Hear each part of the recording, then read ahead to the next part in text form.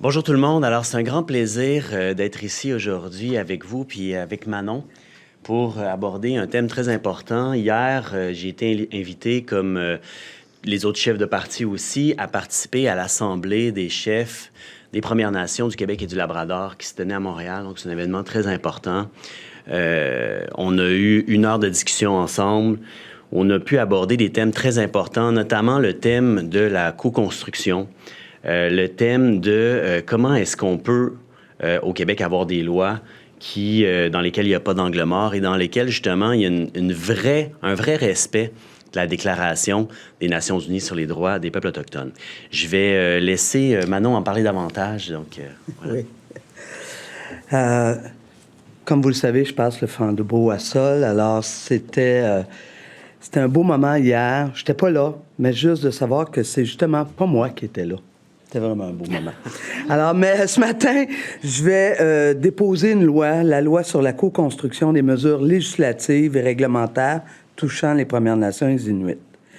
Ce projet de loi vise à garantir le respect de leur droit au consentement préalable, libre et éclairé, tel qu'inscrit à la Déclaration des Nations unies pour les droits des peuples autochtones.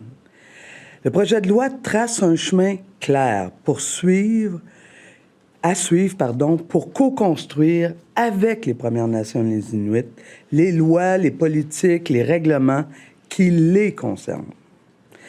Ça fait plusieurs années que je me fais dire que c'est pas possible de faire ça en me faisant brandir le spectre de l'outrage au Parlement. Le respect des Premières Nations et des Inuits, c'est reconnaître qu'ils sont des peuples, des nations à part entière, et qu'on doit les considérer comme des égaux. J'ai donc co-construit le contenu de ce projet de loi-là avec les Premières Nations et les Inuits.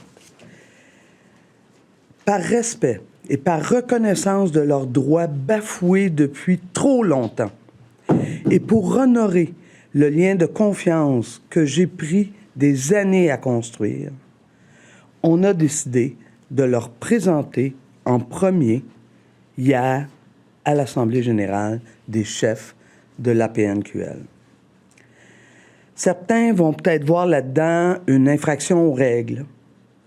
Ben, je leur rappellerai que le plus odieux des outrages, 1000 fois répétés, c'est de ne pas, comme État du Québec, avoir abordé leurs représentants dûment élus comme on le fait avec tous les autres gouvernements de la planète, d'égal à égal, de nation à nation, de peuple à peuple.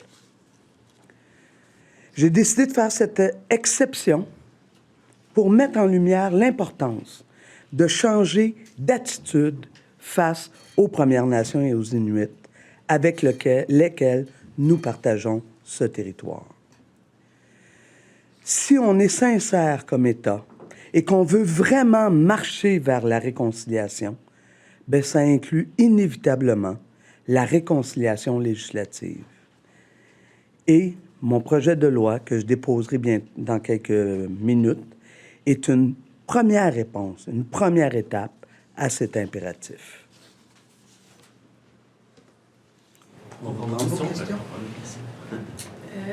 Monsieur Zanetti, hier, est-ce qu'il a été question de l'indépendance dans votre discours, dans votre allocution avec les Premières Nations?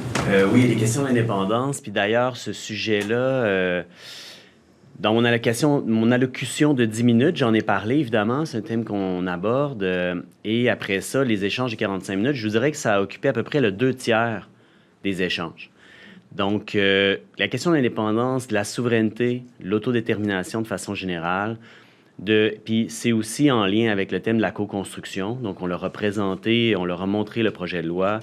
Ça a été présenté aussi comme le début d'un dialogue, ce projet de loi-là, non pas comme une fin, mais comme le début d'un dialogue de co-construction.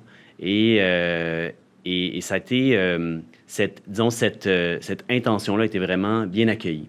Maintenant, la question de l'indépendance a été abordée, c'est sûr, parce que elle a souvent, la confiance entre le gouvernement québécois, les indépendantistes de façon générale, et puis les Premières Nations et Inuits.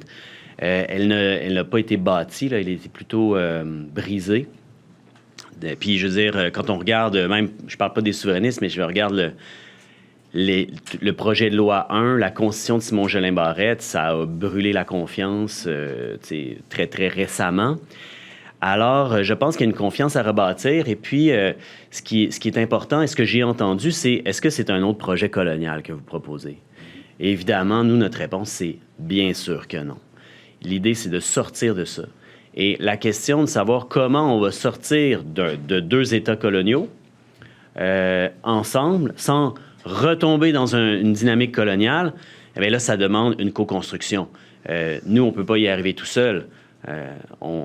On aurait trop d'angles morts. Donc, c'est pour ça. Et puis, ça a suscité, je vous dirais, d'excellentes discussions. Mais sentiez-vous qui était prêt à parler d'indépendance? Parce que ce matin, on voit que la démarche du livre bleu, que ce soit présenté aujourd'hui plutôt, le chef de la PNQL n'est pas prêt à parler de ça. C'est pas leur priorité en ce moment. Ils trouvent ça prématuré. Puis ils n'ont d'ailleurs pas participé à la rédaction du livre bleu. Donc, pour eux, c'est pas le bon moment. Est-ce que vous avez senti ça?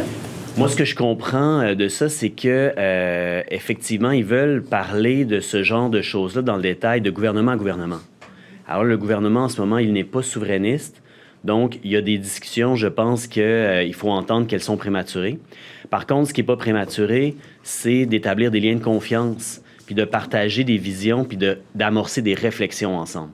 Et ça, ben Manon, je vais te laisser de parler de ton expérience, mais tu l'as commencé depuis longtemps déjà. C'est ça. C'est-à-dire que faire l'indépendance du Québec dans une perspective d'une démarche d'Assemblée constituante, qui est notre perspective, ben tu vas pas t'asseoir avec les Premières Nations le jour où tu deviens au gouvernement. Il faut que ça se fasse avant. Puis ça, c'est exactement ce que je vous ai présenté dans mon carnet, qui déjà en 2019, comme chef parlementaire, j'avais entamé une tournée à travers l'ensemble des communautés. Je ne les ai pas toutes visitées, mais je n'ai visité une maudite gang. Et je me suis assise avec des élus, je me suis assise avec la société civile, et on a commencé à parler de cette dimension-là, de la souveraineté des peuples du Québec. Et pour nous, à Québec solidaire, ça a toujours été tellement important de marcher épaule à épaule, côte à côte, de faire ce projet décolonial d'une vision d'un nouveau pays du 21e siècle avec les Premières Nations. Et je suis tellement surprise de l'ouverture que j'ai reçue durant ma démarche. Je n'étais pas là hier, mais je ne suis pas surprise parce que, oui, c'est trop tôt de se faire dire « je vais te déposer un livre bleu », mais de dire « on va travailler à rebâtir les liens de confiance qui vont nous permettre, le jour venu, de s'asseoir et de discuter de comment on va faire ça, parce qu'on n'en a aucune idée. Il faut le faire avec eux. Ils ont exprimé des réticences, M. Zanetti, hier, par rapport au projet du Parti québécois. Le projet du Parti québécois n'a pas été l'objet des discussions hier, honnêtement. Là, on vous a rien souligné, non. Ce qui était, c'est resté plus général que ça. La préoccupation était de savoir, est-ce que votre vision est coloniale ou est-ce qu'elle n'est pas coloniale? Dis en d'autres mots, est-ce que ça va respecter la Déclaration des droits, la Déclaration des Nations unies sur les droits des peuples autochtones? Puis, est-ce que là-dedans, est-ce que c'est un autre piège, essentiellement? Ou est-ce que on peut vraiment arriver là avec un espoir sincère de dire nous allons tous et toutes cheminer vers l'autodétermination? Claire, vous, dans un gouvernement solidaire là, qui ferait l'indépendance, vous reconnaîtriez donc les Premières Nations comme un troisième gouvernement, c'est ça? Donc, est-ce que, avec la mise en œuvre de la Déclaration sur les droits autochtones, il pourrait donc s'opposer à du développement économique? Je sais que ça revient souvent, mais est-ce que donc vous seriez à l'aise avec le fait que les Premières Nations décident on ne développe pas tel secteur parce que c'est sur des terres ancestrales? Est-ce que vous seriez donc à l'aise à ce qu'ils soient partie prenante de toutes les décisions du Québec? Bien, d'abord, les Premières Nations, je serais étonné que la conclusion de la co-construction du pays, ça fasse que ce soit un seul gouvernement, au sens où il y a 11 nations. Donc, ça va être l'État du Québec serait plurinational. Et la forme de gouvernance est à déterminer. C'est une forme de gouvernance qu'il faut co-construire avec eux. Et il m'apparaît assez clair que la vision solidaire va aussi de pair avec l'idée de protéger l'environnement, hein, la planète. C'est notre seule vraie richesse. Si on l'épuise, il n'y en a plus après. Et là, en ce moment, on l'épuise à un rythme qui va plus rapide que son taux de renouvellement. Et la date n'arrête pas de devenir plus hâtive d'année en année. Alors moi, j'ai l'impression que on est prêt, essentiellement, à Québec solidaire, à assumer la liberté des uns et des autres. C'est ça, le fond de l'affaire. Et on a confiance aussi dans le fait que tout le monde là-dedans va vouloir la liberté pour sa nation, sans vouloir empiéter sur les autres, tu sais. Puis c'est ce qu'on veut faire, essentiellement. Qu'en est-il de la souveraineté territoriale? C'est une revendication traditionnelle des peuples autochtones. Tout à fait. Vous logez où là-dessus? Bien, nous, on reconnaît on en a déjà parlé. Oui, on reconnaît la souveraineté territoriale des nations autochtones et on pense que la façon dont, tu sais, là, en ce moment, on est tous ensemble sur ce magnifique territoire et on va trouver ensemble la façon de faire fonctionner ça. Je peux pas vous dire aujourd'hui... Donc, le territoire du Québec est divisible pour vous? Ça, c'est un faux dilemme. C'est un faux dilemme. Parce que... des revendications traditionnelles des peuples autochtones. Ils veulent avoir leur territoire. Il y a des choses qui ont... Ben, je te laisserai développer là-dessus, Manon, qui a plus l'expérience historique. Ce qu'ils veulent, c'est qu'on reconnaisse qu'ils ont droit à l'autodétermination et ils ont droit à se gouverner. Ça, là, nous, on le voit dans nos yeux de blanc, là, dans nos lunettes voyons, on vient d'où, nous autres, de la France? Ah oui, c'est vrai, je suis une immigrante de la France, j'avais oublié. On le voit à travers ces lunettes-là, donc on voit des frontières, des lignes tracées, ce qui appartient à toi, ce qui appartient à moi, qui n'est pas du tout la vision des Premières Nations, des Inuits. Cependant, nous, à Québec solidaire, on reconnaît depuis le jour 1 de notre fondation que ces territoires-là ont été volés. Et ça, quand tu reconnais ça, ce que ça fait, c'est que tu acceptes que si tu veux développer un pays, qui est notre proposition à Québec solidaire, ben tu vas le faire avec ces peuples souverains. C'est exactement ce que mon projet de loi vient faire. On les considère comme des peuples, des nations à 100%. Et donc, par conséquent, on veut faire le pays du Québec. Right, c'est super, mais on va le faire avec les gens qui étaient là pour nous accueillir. C'est vous qui avez longtemps été aspirante première ministre.